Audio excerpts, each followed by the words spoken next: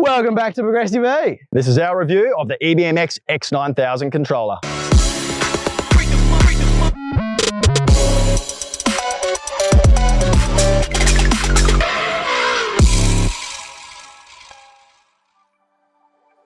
So Jared, what's the specs on this lovely shiny little bit of kit? The specs. So input voltage is 40 volt to 100 volt. We've got a max phase current of 900 amps and we have a DC battery input of 500 amps. What's the capacitance in this bad boy and how does that matter, Jared? So it's over 900 microfarad. And if you're not sure why capacitors kind of matter when they're put into your controller, basically they're responsible for all the power feedering that goes onto the motor. So they'll make things feel smoother. They'll handle back EMF and inrush currents better. EBMX has done a really cool thing where they have different sizes, which means they will kind of have like a peak range where they'll work at different frequencies in the motor output. So I think that's a really, really cool idea. Firmware, Jared, what is it running? So it's running VESC or VESC. If you're not familiar what that is, it started as an open source project and it's been around for a lot of years now. It's really well known. And it's basically like a high performing software that people just love and trust. And being open source, it has a lot of people working on it. So basically, I think it has some really, really good advantages and it's a solid software. So much so that there's literally airplanes that carry people that run on VESC software. So if it's good enough for, you know, aeronautical like applications, then I'm definitely positive it'll more than suit the bill for a electric dirt bike application. So Jared, what do you think about the construction of this controller? So first impressions, if I was gonna build a house out of electric motor controllers, I would definitely choose this. This thing is super heavy and feels really, really, this feels really dense in the hand. What was your opinion of it when you first touched it? What did you say to me?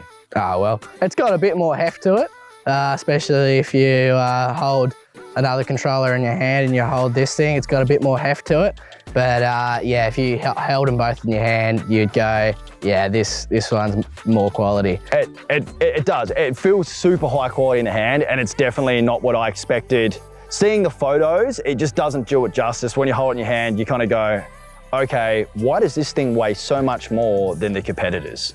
So, and I suppose part of that reason why it weighs more is because it's fully potted. We got a bit of potting, Jared. Yeah, heaps of potting. Bit of potting. So what potting is basically they'll finish the construction, they'll test it, they'll basically fill this thing up with silicon essentially. And the reason why that's a good idea, it's gonna aid in vibrations. It'll stop things coming loose, electronic components. Man, short fly a lot of drones, and we basically will use like a waterproofing agent over the printed circuit boards. Conformal coating. Yep, conformal. Yeah, that's it. Conformal coating. Yeah, and we'll use that, and it literally holds the chips and everything to the board better, so in a crash it kind of prevents those things coming off. It just aids in that vibration, so there's a, you know, that's pretty much like the added advantage as far as vibration goes. It's going to make things waterproof, so if any water gets past a seal or if you bump this thing and you bump a seal, it just means nothing's going to get in there. So I think having that, it's a really great idea. Every EV battery on the market is fully potted. That's a decent battery anyway. Tesla, all the other guys, they all pot their batteries that are all covered in some kind of goo, and that's also the same with the Tesla drive unit. They are also covered in a goo. So literally same idea. I don't see how you can go wrong with fully potting your controller. So one thing that stands out to me, Jared, and the main thing that stands out that's different to a lot of the competitors is we don't have a plug. We have some cables coming out. That would be a positive for waterproofing. A lot easier to waterproof with just some cables coming out versus a plug. Yep. But it also makes it easier for different projects down the road and putting this in different things other than just your Suron. Even though I think, and you know, you'd probably agree, a plug probably looks nicer. Yep. And you know, it's replaceable. Yeah. Look, I think a plug probably sounds nicer. But in a real world application, I think the cabling is probably an easier thing to deal with. So the plug will definitely look better as a finished product, but I think the cabling is probably easier as an install application. And because this isn't just made for the Suron Talaria, it's designed to be for, you know, larger motorbikes, etc. as well. Like, you need to make a compromise, and I think that's the right compromise. They're high quality silicon cables. They're all waterproof connectors. I don't see it as a negative. It's just something that's different, and some things would look better and some things, you know, some things wouldn't. But that's our kind of opinion on that, I suppose. One thing I just thought about, like if you had a plug, you would have your whole wiring loom coming out of that plug, where this, you know, you can go, oh, I'm gonna put this cable and that's gonna go over here, and this cable's gonna go over here. And you can sort of, like, you know, if fitment was an issue, it's probably actually easier to fit. I definitely think people smarter than us have sat down and looked at this and went, the only way to go about it is cables. So as far as the neatness aspect, it's go, oh yeah, I can plug everything in, but it's not the whole picture when you're installing a controller. Like the other thing to mention as well, which I think is a really cool extra, is they actually have a 12 volt DC to DC buck converter in here. So basically you have your input voltage, and out of this, you have 4 programmable 12 volt outputs. So that with this, you could program things like a water pump to come on at a certain temperature. Let's say laws change and you're driving your Suron basically somewhere in America, and they say that at a certain speed, you must have to let out a certain sound. You know, you could literally trigger that. There's a lot of things you could trigger that. Like I said, water pumps, fans, etc. So that 12 volt output, Jared, that's this cable here.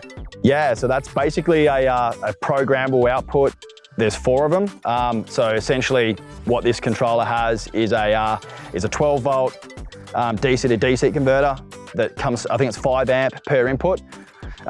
Basically you can trigger things like fans, coolant pumps, just depends. Like you could even have like a speaker if that's a requirement for riding slow on a Suron somewhere in the States.